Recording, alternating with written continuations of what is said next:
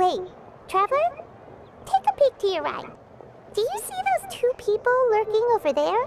Is it just Paimon? Or were they staring at us the whole time we were talking to Kuching and Charlotte just now? They seem fishy. Huh.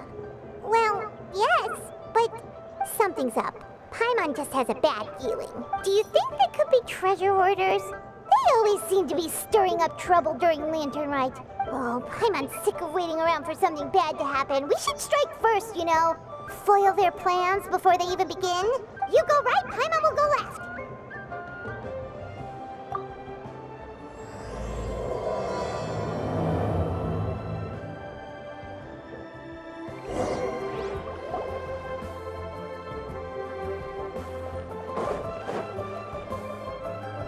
Oh.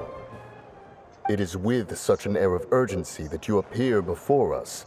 Your comportment suggests you believe us to have committed some heinous crime.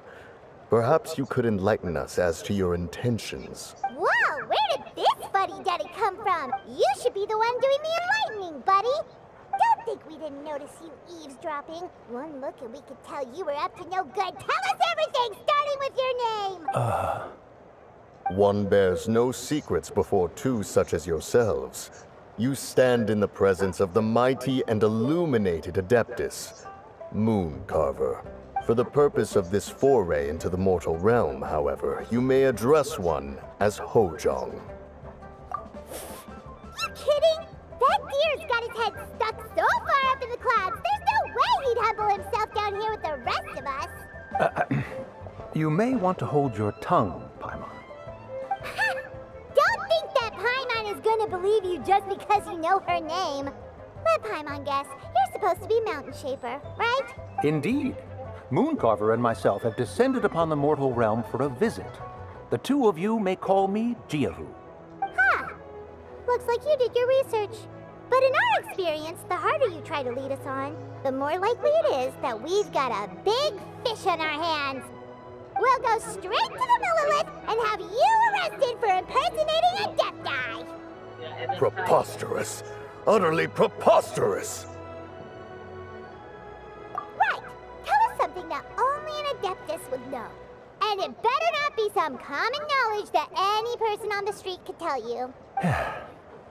During the last Lantern Rite, we gathered at Mount Hulau with Rex Lapis and made use of Cloud Retainer's supreme cuisine machine to prepare bamboo shoot soup. Perhaps you have some recollection? The flavor of that soup was more than enough to whet one's appetite.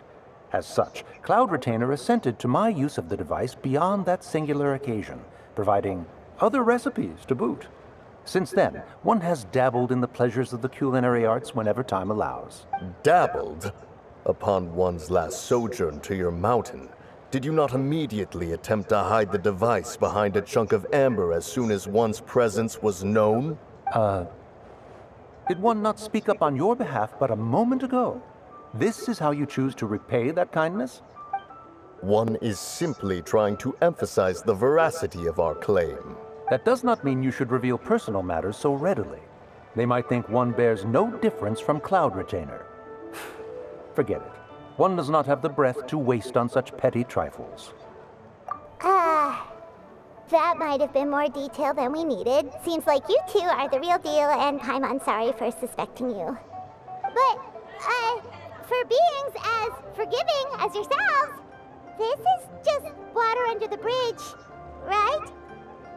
You indeed have an agile mind. Cloud Retainer was not mistaken in her high estimation of you. Paimon's still curious about something. It's just, Paimon can understand why Mountain Shaper is here, but why did you decide to come to the city, Mooncarver? It's not really your thing, is it? It is but an inevitable eventuality. Long have the mountains remained strangely idle since Cloud Retainer's move to Liyue Harbor. With Lantern Rite near at hand, one would expect Cloud Retainer to provide us with an account of the festivities in advance. Yet to this day, she has failed to appear.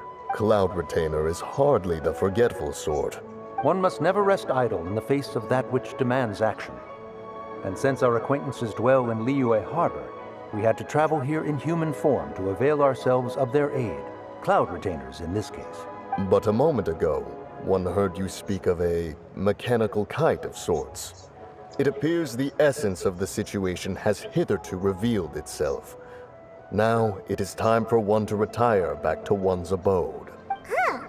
So, you're not looking for Cloud Retainer anymore? Perhaps there are aspects of Cloud Retainer's temperament that remain opaque to young Paimon. Given one's understanding, one can only imagine the anger that now consumes her. Cloud Retainer is of a proud and arrogant disposition.